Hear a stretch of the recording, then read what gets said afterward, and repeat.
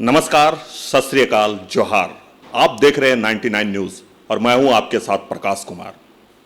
आज जिस शख्स से हम आपको रूबरू करवाने जाएंगे उस शख्स के बारे में कुछ भी कहना बेईमानी होगा, क्योंकि वो शख्स लगातार जनता के बीच बने रहते हैं, लगातार जनता के सुख दुख में वो शख्स खड़े रहते हैं। जी हां, हम बात कर रहे हैं धनबाद लोकसभा समन्वय समिति के संयोजक अजय दुबे की। अजय दुबे लगातार कांग्रेस में सक्रिय भूमिका अपना अदा करते हैं और किस प्रकार से पार्टी को आगे ले जाया जाए इस पर वो हमेशा विस्तार से अपनी बातें भी रखते हैं।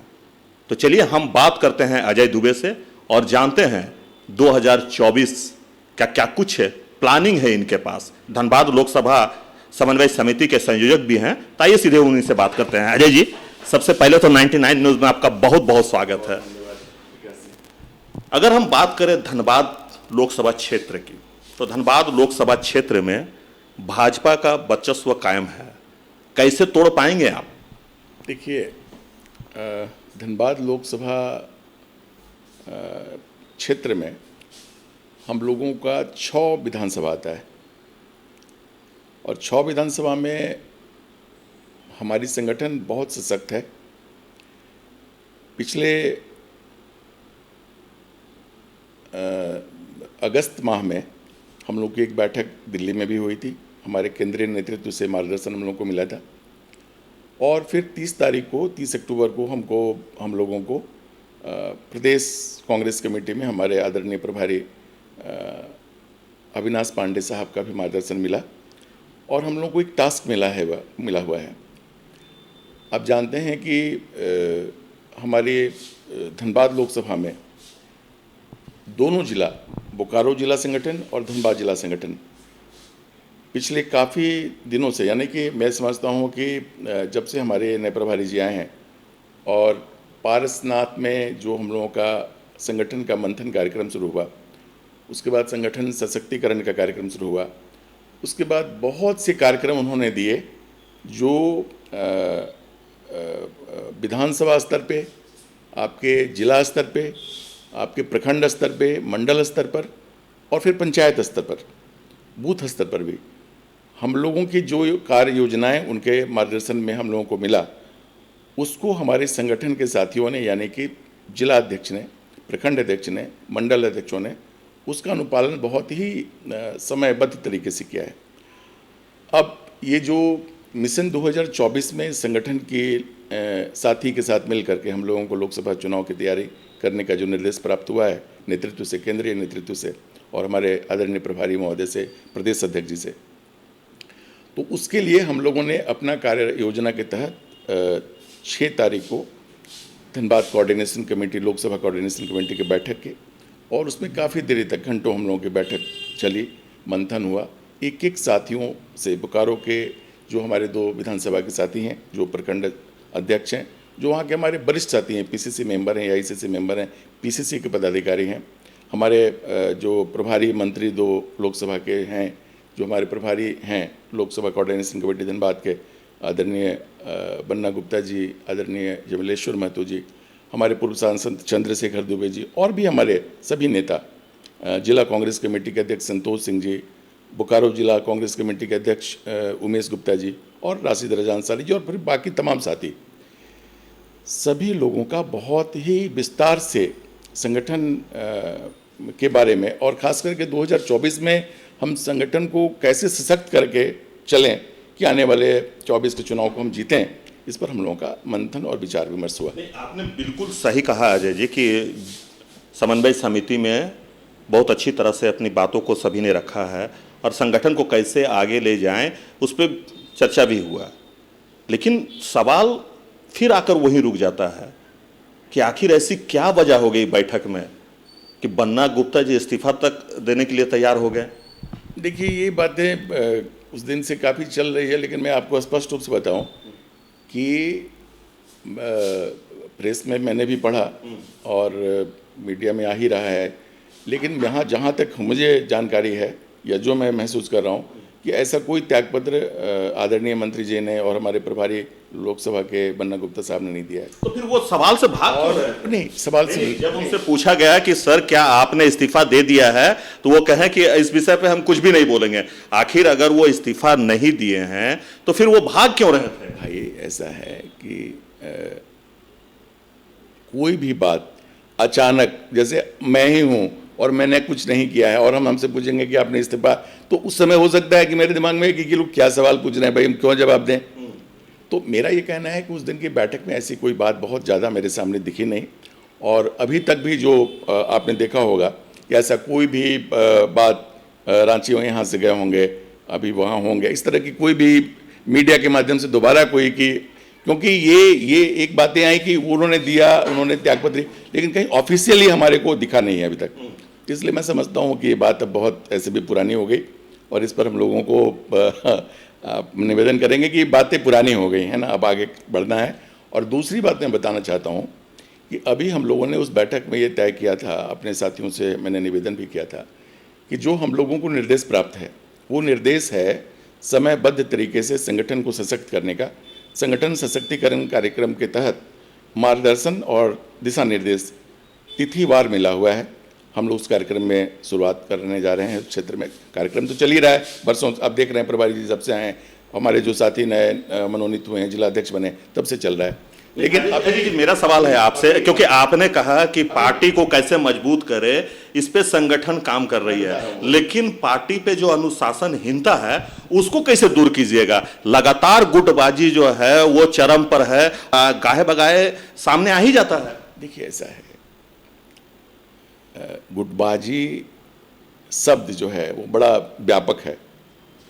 यदि हमारे कोई कुछ साथी हमको कुछ सलाह दें और कोई ऐसी बात बताएं कि आपको साहब ऐसे चलना चाहिए, इस तरीके से करें, और वो कोई हमको अपना ओपिनियन दे, कोई विचार दें, तो मैं नहीं समझता हूँ कि इसमें कोई गुटबाजी की बात है। सबको स्वतंत्रता है, ये संगठन है, ये संगठन है। संगठन में हमारे बड़े साथी हैं, अनुभवी साथी हैं, यदि हमको कुछ गाइड बताते हैं तो उस पर हम नहीं समझते। धनबाद जिला में तो बिल्कुल भी गुटबाजी नहीं मानता मैं, बात मेरा ये अपना स्पष्ट दृष्टिकोण। और अब संगठन की हम बात कर रहे हैं आपसे, हम लोग अब विधानसभावार जो हमारे जितने भी विधानसभा हैं वो एक एक करके हमारे जितना जो वहाँ के उस विधानसभा क्षेत्र में नगर या प्रखंड के अध्यक्ष हैं, हमारे जो मंडल अध्यक्ष हैं, पंचायत अध्यक्ष हैं, प्लस मेरे जो प्रभारी हैं, यानी कि जिला कांग्रेस कमेटी की तरफ से जो प्रभारी हैं, हमारे जो प्रदेश से नियुक्त सचिव हैं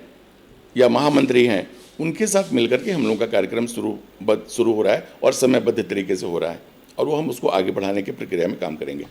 अजय जी, मेरा अगला सवाल है आपसे, क्योंकि आप लोकसभा समन्वय समिति के संयोजक भी हैं।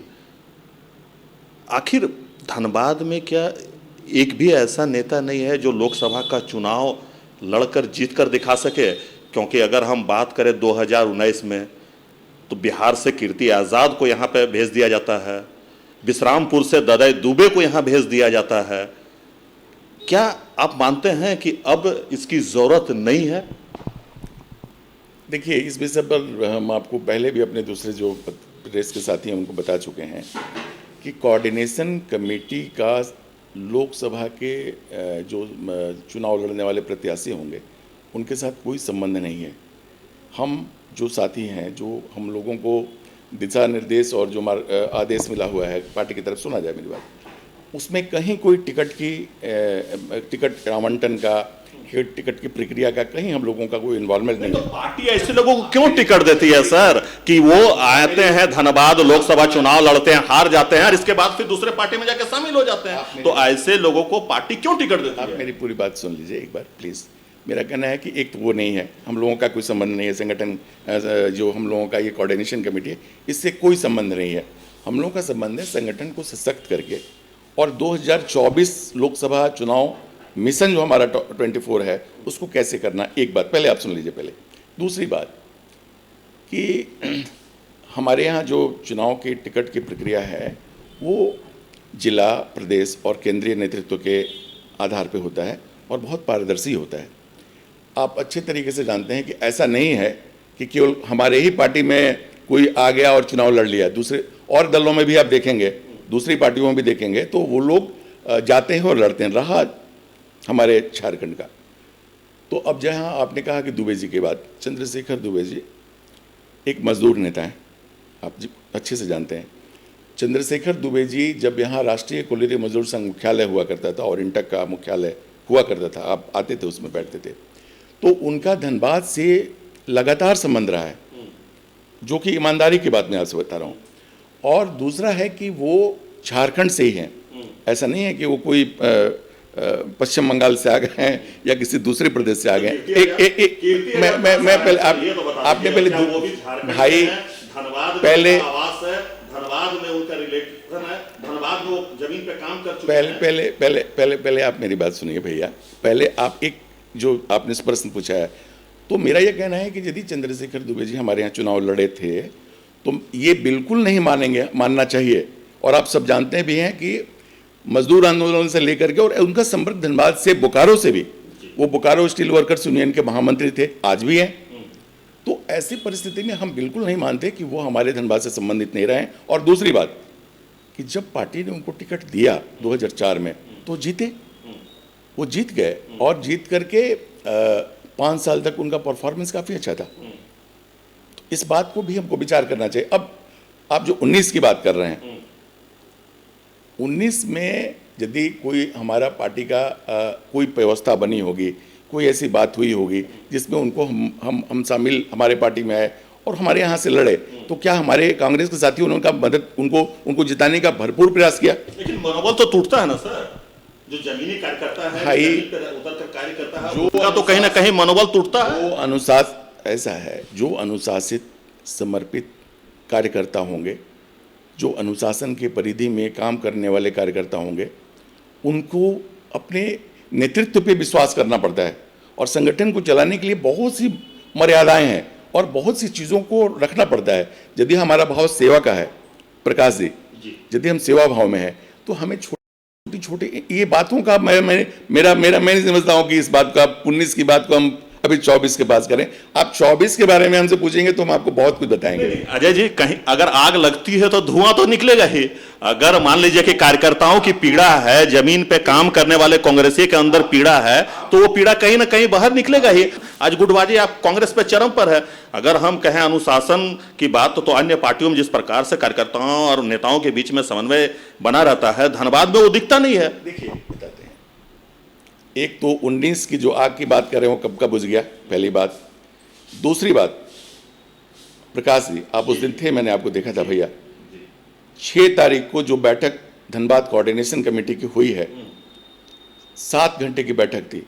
7 घंटे की बैठक में हमारे तमाम साथी एकजुट होकर के पूरी तन्मयता के साथ बोकारो के दोनों विधानसभा क्षेत्र के, बोकारो और धनबाद के दोनों जिला अध्यक्ष, कार्यकारी अध्यक्ष और पूरे नेता जो भी उपस्थित थे, हमारे कोऑर्डिनेशन कमेटी के सम्मानित सदस्य, उन्होंने दिल खोल के अपनी बातें रखी और पूरी बातें एक दूसरे को हम लोगों ने समन्वय स्थापित करके एक दूसरे के विचारों को समझा और ये निर्णय लिया कि जो भी हमारा अगला प्रत्याशी आएगा उसको हम लोग लोकसभा के चुनाव में जिताकर भेजेंगे। हम उलझने वाले लोग नहीं हैं, हम सुलझने वाले लोग हैं। तो मेरा ये मानना है कि हम तमाम लोग मिलेंगे और फिर इस बार जीतने पे हम लोगों का ध्यान है। आप लोगों के आपके बातों से हम सहमत हैं अजय जी, आपके बातों से हम सहमत हैं, लेकिन जो विपक्ष है वो कहता है कि धनबाद में मात्र झरिया विधानसभा क्षेत्र में आपका एक विधायक है, 6 विधानसभा मिलाकर धनबाद लोकसभा की अगर हम बात करें तो उसमें से झरिया विधानसभा का एक विधायक आपके पास है, पूर्णिमा नीरज सिंह। पूर्णिमा नीरज सिंह कांग्रेस के अधिकतर कार्यक्रम से वो अपने आप को अलग रखती है, नाजारत रहती है, तो कहीं ना कहीं बात तो आएगी ना सामने। देखिए, ऐसा है कि धनबाद लोकसभा में जो 6 हमारा विधानसभा है उसमें झरिया सीट हम जीते हुए हैं, ठीक है, लेकिन विधायक आप लोग के साथ नहीं और बिल्कुल नहीं, ऐसा नहीं। मेरे मैं आप लोग के जो नहीं, आज ही प्रदेश कांग्रेस, यूथ कांग्रेस का हमारा जो कार्यक्रम हो रहा है रांची में, जिसमें हमारे आदरणीय प्रभारी, मतलब धनबाद के कार्यक्रम में वो शामिल नहीं होंगे। धनबाद के अलावा किसी भी जगह में अगर कार्यक्रम होता है कांग्रेस का तो वो शामिल होंगे। मेरा सुन भी लीजिए भैया, शामिल थी जितने भी संगठनात्मक कार्यक्रम, आप जो मैंने अभी पारसनाथ की बात करी ना, पारसनाथ में 3 दिन तक हम लोगों का जो मंथन शिविर शुरू हुआ था हमारे नए प्रभारी महोदय के निर्देशानुसार, 3 दिन तक उनका प्रवास वहाँ था और वहाँ रहे। और समन्वय का संबंध ऐसा नहीं है कि वो कार्यक्रम में नहीं आती। आप झरिया में देखिए, हम तो, मेरे ध्यान में है कि उनका कार्यक्रम में आना जाना है। अब कभी कभी किसी कार्यक्रम में कोई नहीं आया तो ये बहुत बड़ा मुद्दा नहीं है, इस बात को समझना होगा। दूसरी बात कि जनता के बीच जाना, लोगों से मिलना, लोगों से समन्वय स्थापित करना, लोगों के लिए काम करना। आज झरिया विधानसभा में ऐसा नहीं है कि वहाँ पर काम नहीं हो रहा है और वो विकास के लिए प्रयासरत नहीं हो। अब रोड बना, आपने अब देखा होगा, ईमानदारी की बात बता रहे हैं, पानी हुआ तो मेरा खत्म हो गया है। तो भाई ऐसा है, बरसात में जिस तरीके से बारिश हुई है, जो स्थिति है वो आप देख ही रहे हैं। तो मेरा क्या कहना है, मेरा ये कहना है प्रकाश भाई कि अभी हम लोगों का झरिया जीता हुआ है। और बोकारो में, आपने कहा जीत हार की बात, बोकारो में हमारी जो प्रत्याशी लड़ी थी श्वेता सिंह जी, वो बहुत कम वोट से हारी हैं, बहुत कम वोट से। धनबाद लोकसभा विधानसभा में मन्नान मलिक साहब काफ़ी बड़ी संख्या में वोट लाए थे। और आपको मैं बताना चाहता हूं कि सिंदरी और निरसा दोनों क्षेत्रों में जो मेरा संगठन है अभी युद्धस्त, आप रोज अखबार में पढ़ते होंगे कि आज मेरा जिला संगठन का बलिया निरसा के उस क्षेत्र में कार्यक्रम हुआ, कभी कलियासोल में, कभी ग्यारकुंड में, कभी निरसा में। तो कार्यक्रम हमारा बहुत मुस्तैदी से चल रहा है। और मैं आपको बहुत ईमानदारी से बताना चाहता हूं कि मेरी संगठन इस बार बहुत मजबूत है। और विपक्ष क्या कहेगी मुझे नहीं पता, लेकिन विपक्ष को हम लोग इस बार शिकस्त देंगे और भारतीय जनता पार्टी के प्रत्याशी जी को हराएंगे और कांग्रेस की जीत दर्ज कराएंगे। चलिए, बहुत बहुत धन्यवाद अजय जी। तो आपने सुना अजय जी को, जिन्होंने सारे सवालों का बेबाकी से जवाब दिया। उनका कहना है कि इस बार इंडिया गठबंधन जो है उसका जादू पूरे देश में चलेगा। 2024 में इंडिया गठबंधन का जीत निश्चित होगा, इनका ऐसा मानना है। ये तो आने वाले 2024 में ही पता चल पाएगा कि किसकी सरकार बनती है केंद्र में। लेकिन कांग्रेस को जीवित करने के लिए, कांग्रेस के कार्यकर्ताओं में जोश भरने के लिए अजय जी लगातार कार्य कर रहे हैं। और इनका कहना है कि हम तब तक घर पर नहीं बैठेंगे जब तक अपने संगठन को मजबूत ना कर ले, तब तक हम पार्टी के लिए कार्य करते रहेंगे। तो अभी के लिए बस इतना ही। हमारे सहयोगी राजेश और हमें दीजिए इजाजत। आप देखते रहिए 99 न्यूज। अपना बहुत ख्याल रखिए। नमस्कार।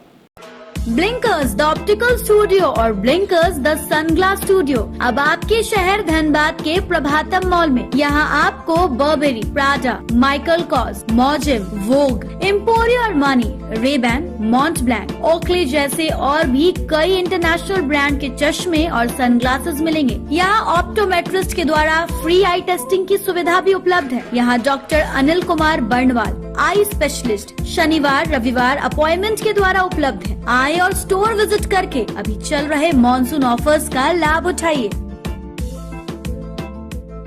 देवों के देव महादेव आए हैं आपके शहर धनबाद में। 99 बिल्डर्स पेश करते हैं द कैलाशा, पारा ज्योतिर्लिंग मंदिर, बाल गणेश पार्क, नंदी चौक, आदि योगी मेडिटेशन सेंटर, क्लब हाउस और स्विमिंग पूल के साथ आनंद लीजिए मॉडर्न लिविंग का। The Kailasa, experience the spiritual aura.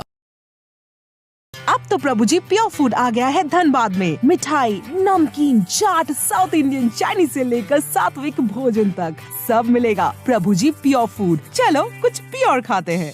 Prabhu ji pure food अब आ गया है मेमको मोड़ धनबाद में।